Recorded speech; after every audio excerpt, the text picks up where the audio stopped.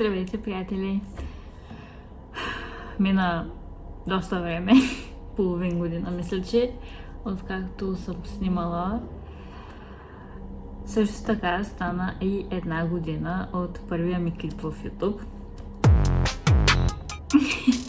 Малко така със закъснение си го честитя, защото реално в този период, 3 октомври седмицата, ми беше доста напрегнато, защото ми беше дипломната работа. Просто мислите ми бяха изцяло там. Мисля, че даже този ден съм си изкарала и книгоразделителите, които представях на дипломната работа. Затова малко YouTube остана назад. Въпреки, че YouTube за мен сякаш никога не е било като да е на първо място. То е просто място, където мога да споделям ежедневието си и просто да се връщам с така усмивка, да си гледам предните видеа или какво сме правили с приятелите и така. Затова сега отново целта ми е просто отново да снимам ежедневието си, да ви говоря за книгите, които чета. И така. Здравейте, приятели! Понеже реших днеска да чистя, буквално се прибрах във Варна, куфара ми е още на земята и си казах, аз ще изчистя хладилника.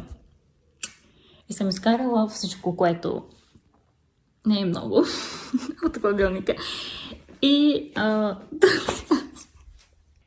тук съм си наредила всичко, което съм измила. Още не съм изчистила хладилника. Тук имам още. И понеже обичам да гледам такива видеа, и си викам защо да не го снимам и да го направим заедно, нещо като Sunday Reset. Може би ще го кача в неделя или събота, за да имате и време и вие. Сложила съм я в хладилника, обличайте се да не замръзнете. Завите се.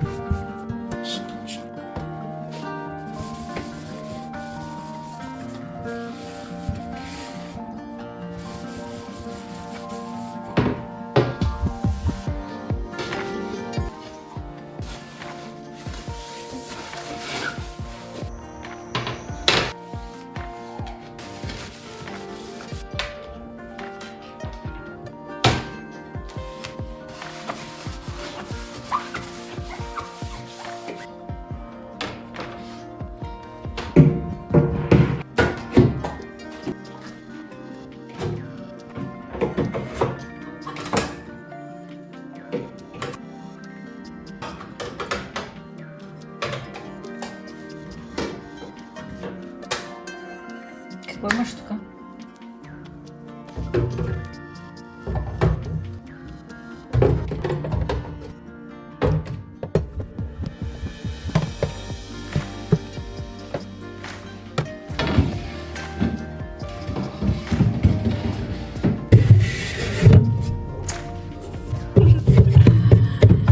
Къде е това?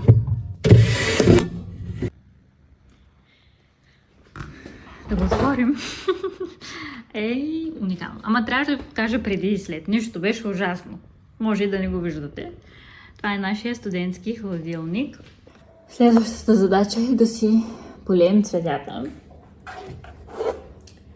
Нямам нито едно цъфнало цвете в момента. И това изсъхна. Имам едно, което расте. Не знам от кога не съм ги поливала, но папата не чуе. И взимаме и отиваме да им направим един душ.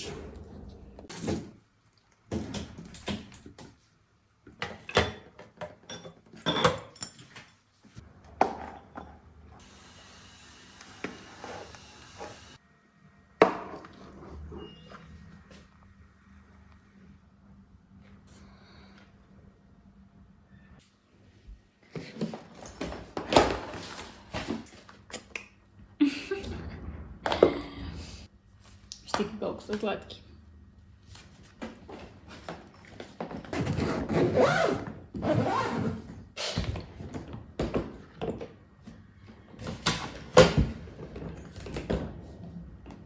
Утре, скъпи приятели, сме на бал. На... Какво е това? Бала на сестра ми, но можеха да си поканят един човек. И затова и аз ще отида, понеже и защото и аз завърших. Аз не мога да си представя, не искам да си представя, че съм завършила. Ако нямаме бал, понеже ние няма да имаме бал, ще се радвам по този начин и аз да experience на абсолвентския си бал. Така, в момента какво чета? Сребърна песен, нощен пламък на Амели Ван Джао. В момента съм почти на половината. Казва се за едно момиче, което работи в една чайна. И майка оставя един белег на ръката на Алан, на момичето, което тя се описва да разбере, нали, какво означава, откъде идва и така нататък. И една вечер, когато един мъж се опитва да я убие, се появява едно момче, което реално вижда този знак на ръката, който никой друг не вижда. Спасява я и я пита, нали, откъде го имаш този белег и така нататък. Тя естествено се очудва, че някой освен нея го вижда. Както и да е. Аз съм още на средата, не знам как ще продължа, какво ще се случи. Но са сладки двамата. Също така си имам вече книга с рецепти, за която много се радвам. Защото си пиша рецептите, които ми харесват или си готвя и после забравям какво съм направила. И е много удобна. Имам си, въпреки че още не съм я изписала, залепих си само да се знам кое къде какво ще пиша.